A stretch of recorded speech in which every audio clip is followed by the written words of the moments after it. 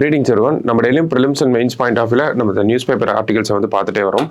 So இன்னைக்கு என்ன important articles இருக்கு அப்படிங்கிறத பார்ப்போம். ஸோ ஃபர்ஸ்ட் என்ன கொடுத்துருக்காங்க அப்படின்னா டெல்லி பிராயில்ஸ் அப்படின்னு சொல்லி கொடுத்துருக்காங்க. அதாவது இந்தியாவிலே ஹையஸ்ட் எவர் ரெக்கார்டட் டெம்பரேச்சரா 52.9 டிகிரி செல்சியஸ் வந்து எங்க ரெக்கார்ட் ஆயிருக்கு அப்படின்னு பார்த்தோம்னா நம்ம கேபிட்டல் டெல்லியில தான் வந்து ஆயிருக்கு. ஓகேங்களா?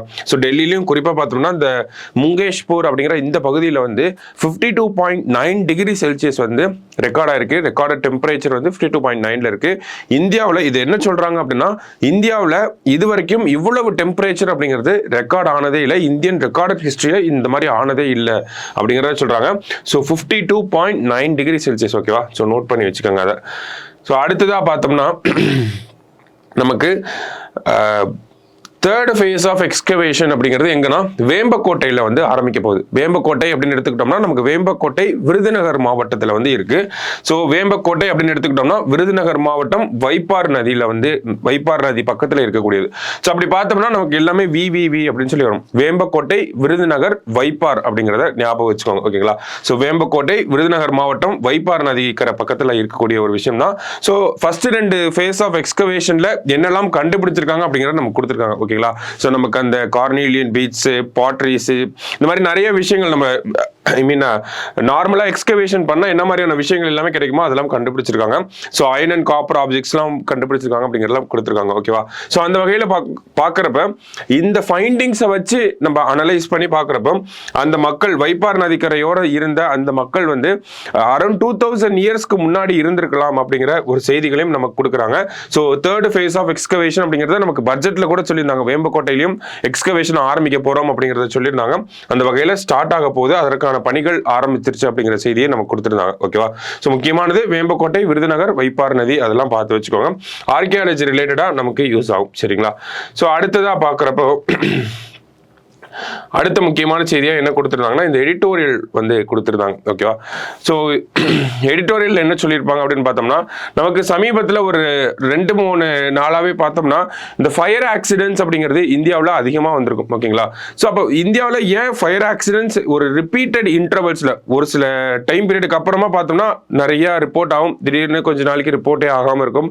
மறுபடியும் நிறைய ரிப்போர்ட் ஆகும். இதுதான் நம்ம ரிப்பீட்டட் இன்டர்வல்ஸ்ல நிறைய கேசஸ் வந்து ரிப்போர்ட் ஆகுது அப்படிங்கிறது சொல்றோம். ஓகேவா? சோ அந்த வகையில இந்தியாவுல என்ன மாதிரியான ரெகுலேஷன்ஸ் வச்சிருக்காங்க, ஏன் இந்தியாவோட ஃபயர் சர்வீஸ் செக்டார் அப்படிங்கிறது அந்த ஃபயர் சர்வீஸ் அப்படிங்கிறது இன்னமும் வந்து ரொம்ப ஒரு பின்தங்கிய நிலையிலே இருக்கு. மற்ற செக்டாரை பொறுத்தது கம்பேர் பண்ணி பார்க்குறப்போ நம்மளோட ஃபயர் சர்வீஸ் செக்டார் அப்படிங்கிறது ரொம்ப பேக்வேர்டாக தான் இருக்கு. அதை நம்ம அக்செப்ட் பண்ணிக்கிட்டு தான் ஆகணும். ஓகேங்களா? ஸோ ரொம்ப பேக்வேர்டா இருக்கக்கூடிய இந்த செக்டாரை எப்படி டெவலப் பண்ணலாம், அதுக்கு என்ன மாதிரியான விஷயங்கள் தேவை, அண்ட் தென் ஃபயர் ரெகுலேஷன்ஸ் என்னென்னலாம் இருக்கு அப்படிங்கிறதெல்லாம் நம்ம பார்ப்போம். சரிங்களா? ஸோ அந்த வகையில் பார்த்தோம்னா நமக்கு ராஜ்கோட் குஜராத்ல, அதே மாதிரி பார்த்தோம்னா டெல்லியில பார்த்தோம்னா ஒரு சம்பவம் நடந்துச்சு. ராஜ்கோட்ல என்ன நடந்துச்சு அப்படின்னா ஒரு விளையாட்டு மைதானத்துல வந்து ஒரு ஃபயர் ஆக்சிடென்ட் அப்படிங்கிறது நடந்துச்சு. அதுல ஒரு 20-30 மக்கள் இறந்து போயிட்டாங்க. அதே மாதிரி பார்த்தோம்னா டெல்லியில ஒரு குழந்தைகள் மருத்துவமனையில வந்து ஒரு தீ விபத்து அப்படிங்கிறது ஏற்பட்டுச்சு. அதுல பார்த்தோம்னா ஒரு 6 பச்சிளம் குழந்தைகள் வந்து இறந்து போயிட்டாங்க. ஓகேங்களா? ஸோ இது ரெண்டும் நமக்கு மேன்மேட் டிசாஸ்டர் நம்ம பார்க்குறோம். அது இல்லாமல் நமக்கு நேச்சுரல் டிசாஸ்டர்ஸ்ல ஃபாரஸ்ட் ஃபயர் அந்த மாதிரியான விஷயங்களும் இருக்கு. அதை நம்ம தனியாக பார்ப்போம். ஓகேவா? ஸோ இப்போ இங்கே மேன்மேட் டிசாஸ்டர்ஸ் அப்படிங்கிறது இருக்கு. ஓகேவா? ஸோ ஒரு 2-3 நாள் கேப்புக்குள்ள இந்த மாதிரியான சம்பவங்கள் நமக்கு நடந்திருக்கு. அப்ப ஒவ்வொரு பில்டிங்க்கும் ரெகுலேஷன்ஸ் அப்படிங்கிறது இருக்கும். இந்தியாவில் அந்த பில்டிங் ரெகுலேஷன்ஸ்லாம் கரெக்டாக ஃபாலோ பண்றாங்களா இல்லையா, அந்த மாதிரியான விஷயங்களை என்ஷூர் பண்ணணும் அப்படிங்கிறத சொல்லியிருப்பாங்க. அந்த வகையில் பார்க்குறப்ப bureau of Indian standards has set detailed fire safety protocol in its national building code of India 2016. However, it is a recommendatory document as fire services is a state subject அப்படிங்கிறத கொடுத்துருக்காங்க. ஓகேவா? அதாவது நமக்கு இந்த பியூரோ ஆஃப் இந்தியன் ஸ்டாண்டர்ட்ஸ் அப்படிங்கிற ஒரு அமைப்பு, அதை பற்றி நம்ம எல்லாருக்குமே தெரியும். ஓகேவா? ஸோ அவங்க என்ன சொல்லியிருக்காங்க அப்படின்னு பார்த்தோம்னா national building code of India, ஒரு பில்டிங் இருக்கு அப்படின்னா அதுக்கு என்ன மாதிரியான எவாக்குவேஷன் ப்ரொசீஜர்ஸ் இருக்கணும், எமர்ஜென்சி எக்ஸிட் எங்கெல்லாம் இருக்கணும், ஃபயர் ஆக்சிடென்ட் தடுக்க வராமல் இருக்கிறதுக்கு என்ன மாதிரியான விஷயங்கள் பண்ணணும், அந்த மாதிரி நிறைய விஷயங்களை பற்றி பேசக்கூடிய ஒரு டாக்குமெண்ட் தான் இந்த national building code of India அப்படிங்கிறது. இதை யார் ரிலீஸ் பண்ணியிருக்காங்க அப்படின்னா பியூரோ ஆஃப் இந்தியன் ஸ்டாண்டர்ட்ஸ் அவங்க தான் வந்து ரிலீஸ் பண்ணியிருக்காங்க. எப்போ அப்படின்னு பார்த்தோம்னா 2016 நமக்கு இந்த ஒரு விஷயம் அப்படிங்கிறத ரிலீஸ் பண்ணியிருந்தாங்க. இருந்தாலுமே இதை எல்லாரும் ஃபாலோ பண்றாங்களா அப்படின்னு கேட்டால் கிடையாது. ஏன் அப்படின்னு பார்த்தோம்னா ஃபர்ஸ்ட் திங் இது வந்து மேண்டட்டரியா இதை ஃபாலோ பண்ணணுங்கிறத கொடுக்கல. இது வந்து ஒரு ரெக்கமெண்டேட்டரி டாக்குமெண்ட். ஓகேவா? ஸோ இவங்க ஒரு கைட்லைன்ஸ் ஒரு ரெக்கமெண்டேஷன் மட்டும் தான் கொடுக்குறாங்க. இந்த மாதிரிலாம் இருந்தால் நல்லா இருக்கும் அப்படிங்கிறத சொல்றாங்க. இதெல்லாம் பண்ணணும் அப்படிங்கிறத அவங்க சொல்லலை. ஓகேவா? ஸோ அப்போ இது ஒரு ரெக்கமெண்டேட்டரி டாக்குமெண்ட்டாக இருக்கு. அண்ட் தென் செகண்ட் திங் என்ன அப்படின்னு பார்த்தோம்னா இந்த சேஃப்டி அப்படிங்கிறதுலாம் நமக்கு ஃபயர் சர்வீசஸ் அப்படிங்கிறது எல்லாமே ஸ்டேட் சப்ஜெக்ட், மாநில கட்டுப்பாட்டுக்குள்ள வரக்கூடிய ஒரு விஷயமா இருக்கு. ஓகேங்களா? ஸோ அப்போ மத்திய அரசாங்கத்தின் தலையீடு அப்படிங்கிறத ஒரு பாயிண்ட்டுக்கு மேலே எடுத்துட்டு போக முடியாது. ஓகேவா? ஸோ மாநில அரசாங்கங்களுடைய பங்கு அப்படிங்கிறது இந்த இடத்துல அதிகமாக இருக்கு அப்படிங்கிறத நம்ம இங்கே பார்க்குறோம். ஓகேவா? ஸோ மாநில அரசாங்கங்கள் முக்கியமாகவே ஒரு ரோல் பிளே பண்ணி ஆகணும். ஸோ அந்த வகையில் நமக்கு இந்த ஃபயர் சர்வீஸ் செக்டார் அப்படிங்கிறத ரீவேம்ப் பண்ணணும், ஒரு மறுசீரமைப்பு பண்ணணும், அவங்கள வந்து அடுத்த கட்டங்களுக்கு நகர்த்தி கொண்டு வரணும் அப்படின்னா அதுக்கு நிறைய விஷயங்களை வந்து தேவைப்படுது. ஸோ முன்னாடி வந்த ரிப்போர்ட்ஸில் என்னெல்லாம் சொல்லியிருக்காங்க அப்படிங்கிறதான் இந்த இடத்துல கொடுத்துருக்காங்க. ஸோ இந்த ரிப்போர்ட்டோட இந்த ஒரு சில சஜஷன்ஸை வச்சு ஒரு சில ரெக்கமெண்டேஷன்ஸை பேஸ் பண்ணியே நமக்கு நம்மளோட ஃபயர் சர்வீஸ் செக்டாரை என்ன பண்ணணும் அப்படிங்கிற ஒரு ஐடியா அப்படிங்கிறது கிடைக்கும். ஓகேவா? ஸோ என்ன சொல்லியிருக்காங்க அப்படின்னு பார்த்தோம்னா NDMA இருக்காங்க இல்லையா? ஸோ அவங்க 13th ஃபினான்ஸ் கமிஷன் கிட்ட சொல்லியிருக்காங்க இந்த மாதிரி ஃபண்டிங் அப்படிங்கிறது அலோகேஷன் அப்படிங்கிறது அதிகமாக தேவைப்படுது அப்படின்னு சொல்லி. அது வந்து முனிசிபாலிட்டி அளவில் வந்து அதிகமாக தேவைப்படுது அப்படின்னு சொல்றாங்க. அப்படி முனிசிபாலிட்டி அளவில் சொல்றப்போ நமக்கு கிரவுண்ட் லெவல்லே ஓகேங்களா, அவங்க தான் ஃபர்ஸ்ட் இமீடியட் ரெஸ்பாண்டராக யார் இருப்பாங்கன்னா அந்த முனிசிபாலிட்டி லெவலில் இருக்கக்கூடிய அந்த ஃபயர் சர்வீஸ் பீப்புள் தான். ஓகேவா?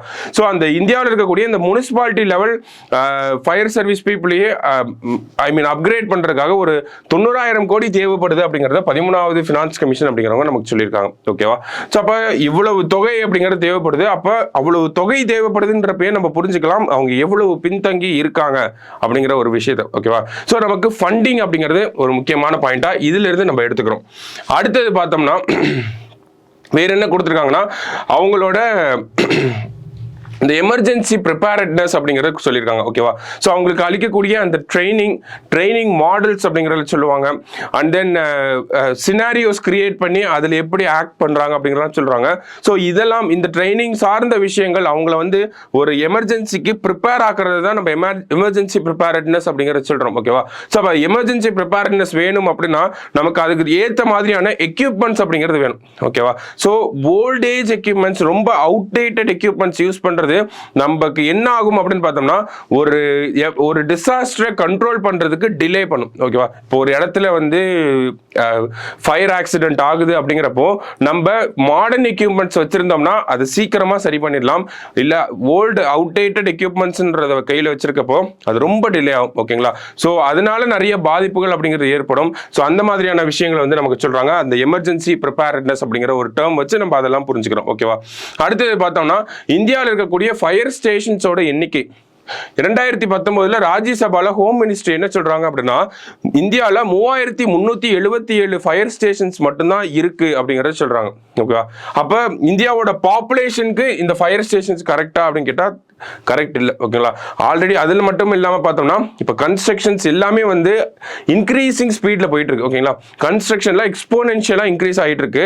அந்த வகையில் பார்க்குறப்போ நமக்கு அதுக்கு ஏற்ற மாதிரி ஃபயர் சேஃப்டி ஆஃபீஸர்ஸ் அப்படிங்கிறதும் இன்க்ரீஸ் ஆகணுங்கிறத இந்த ஒரு பாயிண்ட்லேருந்து நம்ம புரிஞ்சுக்கணும். ஓகேவா? அப்போ நம்பர் ஆஃப் ஃபயர் ஸ்டேஷன்ஸ் அப்படிங்கிறது கம்மியாக இருக்கப்போ ஃபயர் ஸ்டேஷன்ஸில் இருக்கக்கூடிய ஃபயர் சர்வீஸ் பீப்புள் அப்படிங்கிறவங்க அதை விட கம்மியாக இருக்காங்க. ஓகேவா? ஸோ 3377 ஃபயர் ஸ்டேஷனுமே அதனுடைய ஃபுல் கெப்பாசிட்டியில் இயங்குதா அப்படின்னு கேட்டா கிடையாது. ஓகேவா? சோ அங்கேயும் வேகன்சிஸ் அதிகமா இருக்கு. இல்ல போதும் இவ்வளவு பேர் போதும் அப்படிங்கிற ஒரு மனப்பான்மை இருக்கு.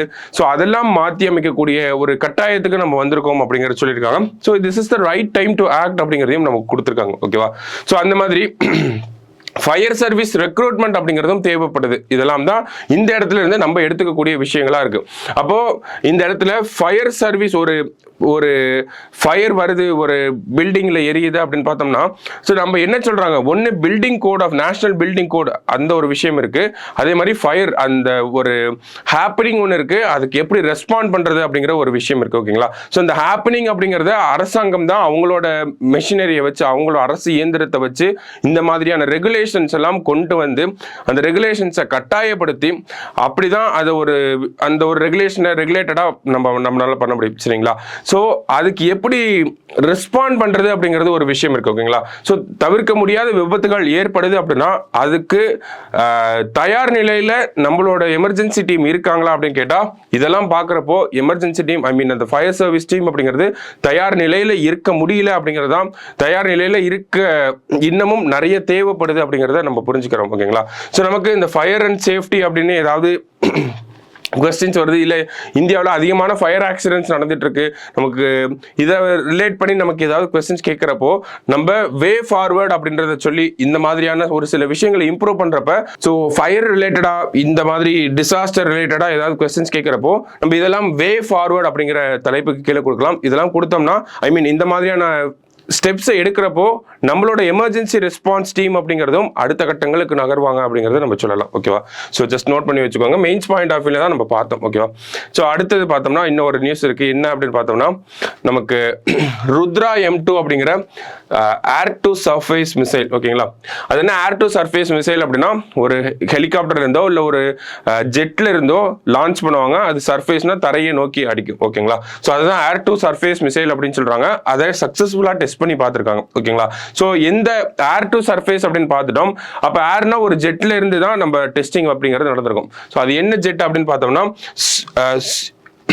Su-30 MKI அப்படிங்கிற இந்த ஜெட்ல இந்த ருத்ரா M2 அப்படிங்கிற இந்த மிசைலை வச்சு டெஸ்ட் பண்ணி பார்த்துருக்காங்க. ஸோ அது சக்ஸஸ்ஃபுல்லாக டெஸ்டிங்காகவும் சக்ஸஸ்ஃபுல் டெஸ்டிங்காகவும் இருந்திருக்கு. ஓகேவா? ஸோ DRDO இந்த ஒரு டெஸ்டிங்காக பண்ணியிருக்காங்க. ஓகேவா? ஸோ அதுதான் இந்த ஒரு செய்தியில் பார்க்குறோம். ஜஸ்ட் என்ன அப்படிங்கிறத நோட் பண்ணி வச்சுக்கோங்க. அவ்வளோதான். ருத்ரா M2 அப்படின்னா ஏர் டு சர்ஃபேஸ் மிசைல், அதை நல்லா பார்த்து வச்சுக்கோங்க. சரியா? ஸோ இன்னைக்கு நியூஸ் பேப்பரில் இதெல்லாம் தான் இம்பார்ட்டன்ட் ஆர்டிகல்ஸாக இருந்துச்சு. நாளைக்கு நியூஸ் பேப்பரில் மீட் பண்ணலாம். தேங்க்யூ.